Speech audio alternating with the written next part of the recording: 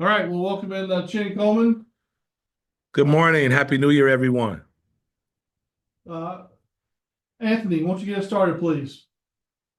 Hey, Jen, hope you're doing well. I guess just to start, what did you guys noticed about Ole Miss? What do you like about them, and just kind of how hard are they to scout so far?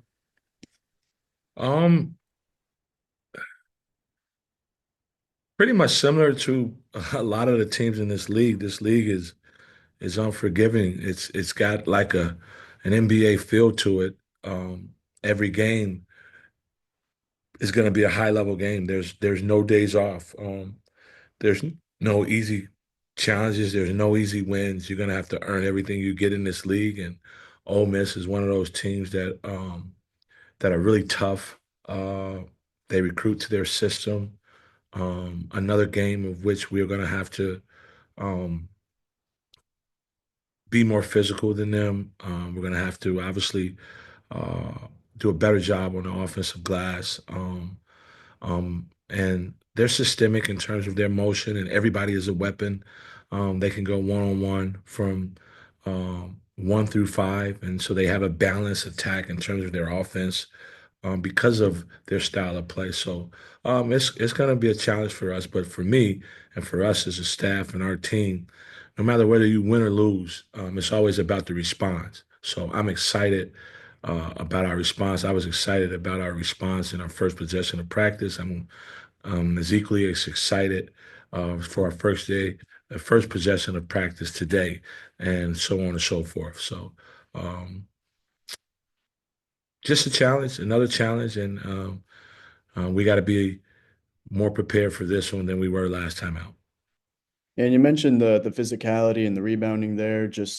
What kind of went wrong in that regard against Tennessee, and how have you guys kind of tried to address that in practice lately? We emphasize it, but I think that now we understand, and so the things that we emphasize, I think we're able to now have their attention in terms of, uh, you know, we got enough stops. They still shot under 40%, and um, we just didn't obviously capitalize on when we made them miss. Securing the rebound. And so we are doing this a better job, if not emphasizing it even more, which we did extremely, how well of an offensive rebounding team Tennessee was. And I think that now our antennas are up and we're prepared for this challenge. And then last one for me for now, but I know John L was kind of coming off his wrist injury before the Tennessee game, but then he shoots 0 4 against Tennessee. Just how do you guys try to get him going? And is there, anything that, maybe you're trying to do differently with him as you, I guess, try to get him going? Yeah, we're gonna coach is gonna try to do some things to get him going, but obviously, being out for 2, 3 weeks and that's a tough game to come back and rehab against, right? When it's a very high level game. He wasn't prepared. I don't think anyone in that situation would just come out and be lights out and shoot lights out and play lights out after having so much time off and coming back into that game. And so we're trying to work him back into what we're doing, and we're going to try to do as much as we can to get him some easy looks. Not that all of his attempts are threes. We think that John L is a scorer that can score on all three levels. So we're trying to help him, but he's putting in the work to help himself. So it'll happen. He'll play better. He'll come through. We have all the confidence in the world in him. Jackson. Hey Chin, another offensive rebounding question for you, but the you guys are blocking a lot of shots this season. You blocked 10 against Tennessee, but is that something that maybe at times has taken away from your defensive rebounding, where the big guys are a little maybe too aggressive on those blocks and leaving some guys unboxed out down there? No, we want to protect the rim, and we want to be one of those teams that do a good job at protecting the rim. But there's a two-part to that, and it's called, whether you in basketball terminology, crack up or crack down. And so um, bigs help guards, and guards help bigs. So if we have a big that rotates over to block a shot, that means that one of our perimeter guys have to either crack up or crack down to help them and come up with that offensive rebound. If it is blocked, if it is tipped, if we even make it a tough two and they miss it, and our big deterred that shot or had something to do with that attempt, then we have to crack up, crack down, and come up with that rebound. And so that is a point of emphasis of ours, and our guards got to rebound down or rebound up, and that's what crack up or crack down mean. So, but we don't want to not block shots. I don't think we we say that no, let's not block shots and let's not protect the basket. No, let's do our job as a whole, right? Let's finish the series. Whether we rotate over and block a shot or challenge a shot, then we must crack up, crack down to complete the series. I gotcha. You know, it seemed like there early, just some missed opportunities, especially against Tennessee. You know, Billy missed a bunny, maybe a couple, and it just seemed like a couple things didn't go your way. When you went back and watched the film, did some of that like stick out? Like maybe we weren't as far off as the final score indicates, or you know, what have you maybe noticed most from going We back don't and think we're that far off. We don't think we're that far off. We don't feel like that was us in terms of our output that we gave. That wasn't us, and so that wasn't even a mediocre version of us. And we're gonna emphasize that we have to be us in terms of our competitiveness, our spirit, our fight, all of that stuff. Every single night out in this league, that wasn't us, and so. Yeah, Billy missed a layup, a lob dunk that he normally makes. He's a high athletic kid, and so he normally makes that again.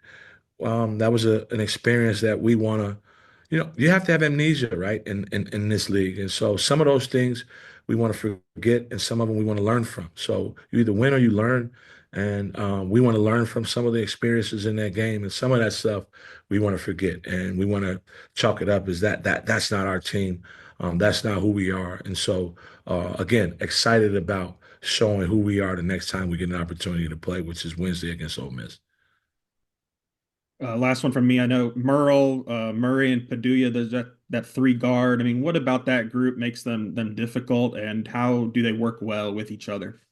Very dynamic. They run a system of which there is no absolute. There's not a pattern that you can say they're going to absolutely do this or they're going to absolutely do that. A lot of teams have that kind of system where you know what it is that they're going to do.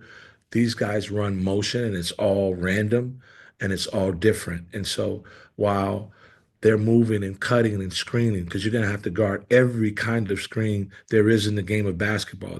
There's going to be pin downs. There's going to be flex screens. There's going to be rip screens. There's going to be flare screens. There're going to be staggers and doubles. And while all of that stuff is going on, these guys do a great job of getting you to occupy against all of the screening actions. And then that gives them an opportunity to go one-on-one. And all three of them can break off at any time and go one-on-one. But they're not the only ones, right? The four men that they play, they can also go one-on-one. When they put Blakefield at the five or at the four, he can also go one-on-one. So everybody is a weapon in their offense, and they do a good job of finding those opportunities to go one-on-one. Those guys are probably at the top of the scouting report for that. And so we got to do a good job of understanding the main thing is that the ball scores. While they're doing all this screening and all this moving and cutting and all of that, we got to be cognizant of where the ball is and that the ball scores. And so that we won't leave anybody on an island by himself and this becomes a one-on-one game. Connor. Hey, Coach, appreciate you talking to us. Going back to what you said, you said you liked what you saw from the first possession in practice. I know Cal said that he had individual meetings with guys earlier this week. Just what have you seen from this team and some of the players in terms of their mindset after that loss? And are you confident that they can kind of make it to where this loss doesn't turn into 2 or 3 down the road? Absolutely not. We never want to let one game beat us twice. We've won 7 out of our last 8 games, so we're not gonna just act like that stuff didn't happen and we aren't who we are, right? We're a good basketball team. We had a bad night, bad day at the office, and so we want to take what we can from that so that that doesn't happen again, so that we can be better the next time out. again, it's about the response. Whether you win or lose, it's always about the response.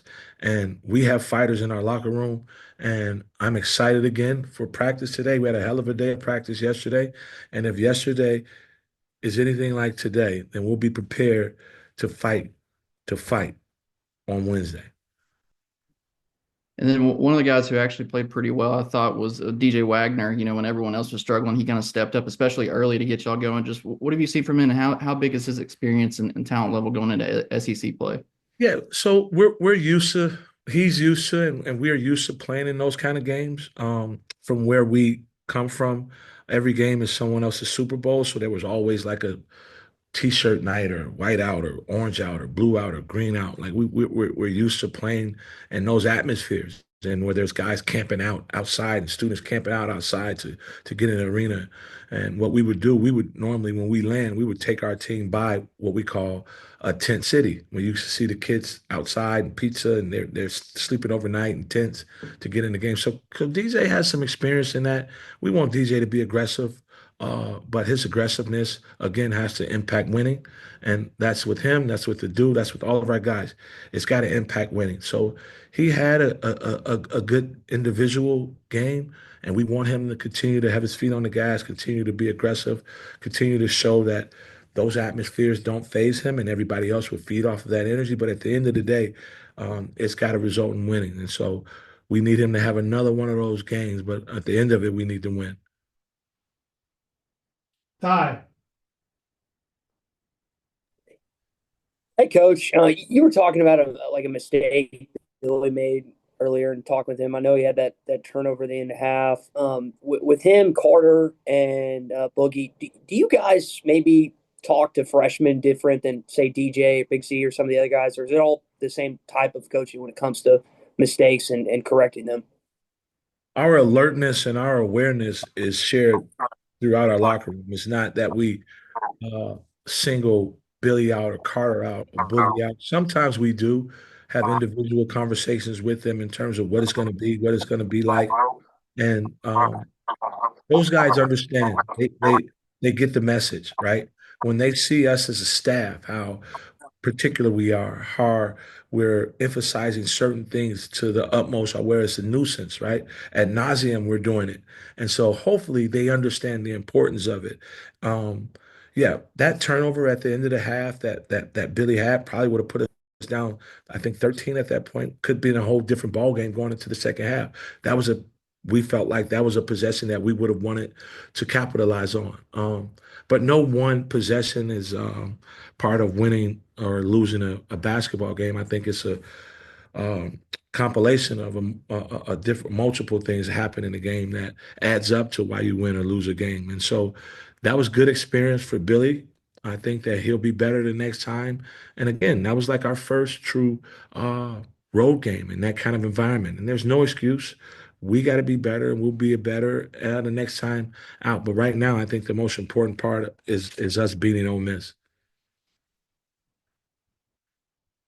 Ty, you got a follow-up?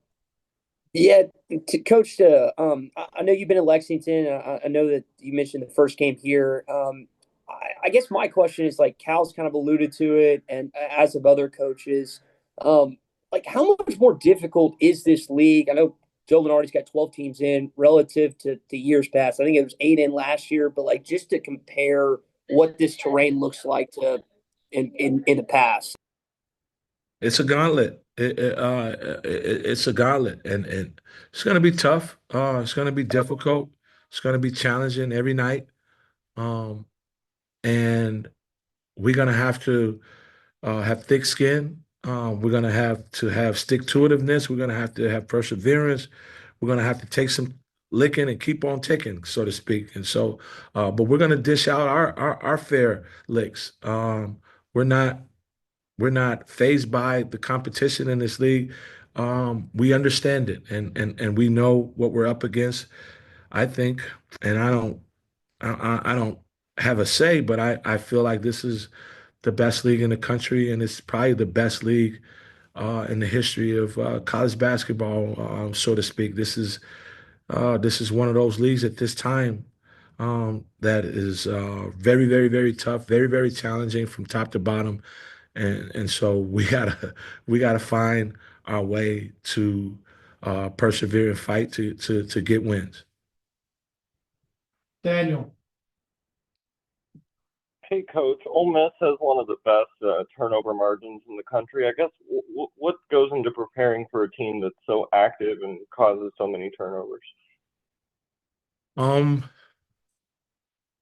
you got to secure the basketball with shot selection and turnovers. And one of our big things is uh, fighting against live ball turnovers. If we can turn the ball over trying to create to get a shot from one of our teammates, that's a different kind of turnovers. We can accept some of them. We're not a high turnover team, so we don't worry about it. We kind of uh, turn it over right at about the number that we want it to be. We don't want to be at 16, 17, 18 plus turnovers. We want to be 12, 13 turnovers, and that's about where we want to be. And so uh, they don't necessarily press. What they do is they pretty much switch a lot, and they rely on their personnel. And so we can't allow for their switching to allow for us to be tentative and to second guess. We want to stay on the attack and make plays for one another and not have a lot of live ball turnovers. Those are the ones that we can't defend against. We want to make teams play against our set defense, which is one of the best in the country. And so if we can do that and not have live ball turnovers, we'll be fine. And then Hutch. does it help that? Go ahead, Daniel. Sorry. No, you're all good. Does it help that maybe Boogie has finally seen SEC play for the first time instead of just talking about it? And was he under the weather at all? There's some rumors. I'm not sure if he was under the weather. So that would be for our medical staff. Boogie was in uniform. He was ready to go. We expect to receive his best. So I don't know if he was under the weather or anything like that. But for him to have one game under his belt, he got a lot more left. Like it's this that was just one game. There's going to be challenges every single night out, and so we have to prepare him to work as hard as the challenges that he faced in the game, so that the games become a byproduct of the work that he put in throughout the week leading up to those games. That nothing surprises him. Hutch. Yeah, I just got one coach. Coach Cal said he was going to have those individual meetings with guys on Monday. Is that something he does after every game, or is it maybe just he picks and chooses when to do those individual meetings, and kind of how are the players receptive to those meetings? Very receptive because they're used to it. So he does it when we didn't have games, when we were before the season started. He does it throughout the season.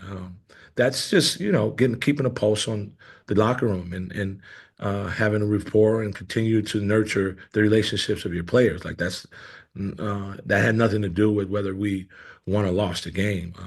He does it a lot throughout the course of the season. Anthony.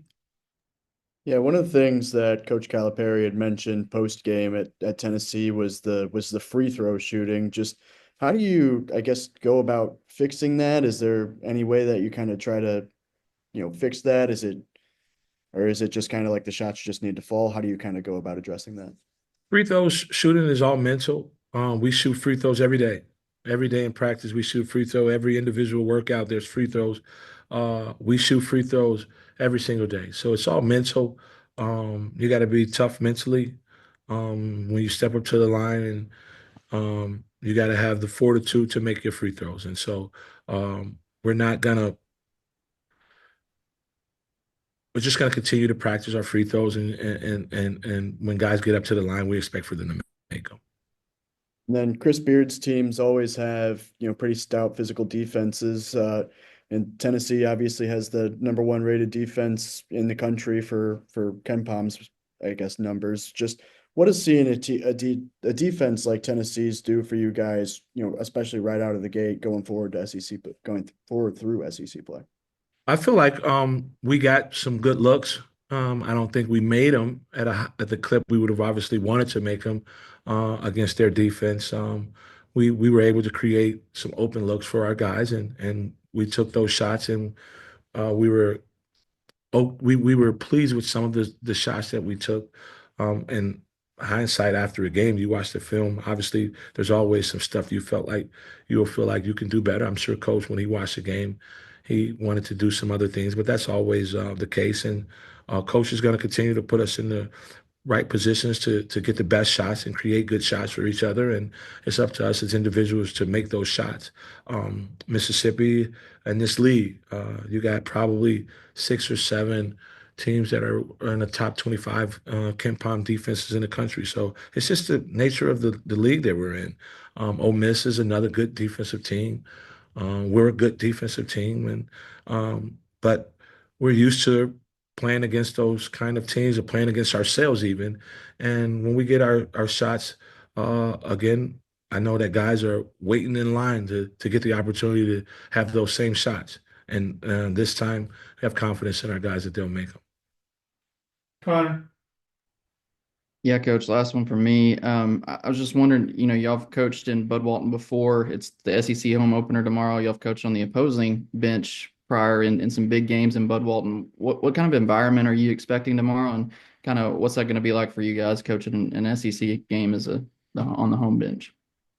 That's a good question, a great question, probably one of the better questions. I was hoping to get that one because we need for that building to feel like it's felt the times that we've come in here now.